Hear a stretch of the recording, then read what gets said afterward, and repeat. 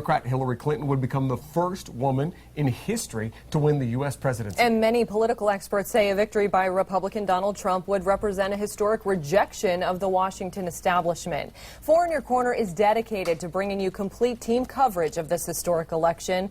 We have a team of journalists spread out across Florida and New York City covering this year's biggest races. And we begin with 4 in Your Corner's Carl Fortier with a closer look at how things are moving along at the polls in Collier County right now. Carl? Well, it's a record voter turnout here in Collier County, where over 75,000 people had already cast their ballots either by early voting or voting by mail.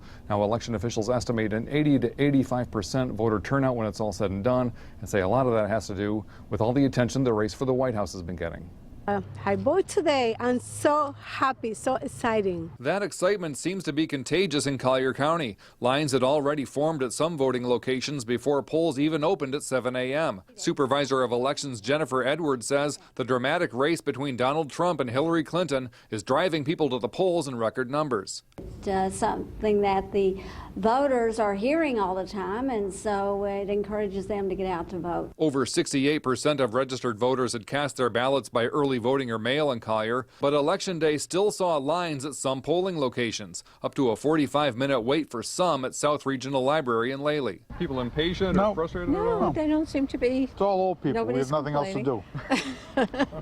An equipment failure at 3 polling sites in Immokalee, Ave Maria, and Golden Gate Estates slowed down the check-in process this morning. Poll workers had to call the main office to check voters' eligibility. So we did a manual process for a brief period of time until everything was up and running. While most voters in Collier took advantage of early voting, there are plenty who say they like to wait for the big event. I enjoy that, having been from New Hampshire and done all this political stuff in New Hampshire. It's more exciting to do it that way. So it's more important to talk about your freedoms and express them than to sit at home and complain.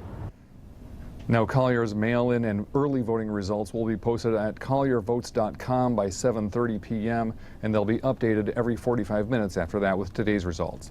Reporting in Collier County, Carl Fortier, Fox 4, in your corner. All right.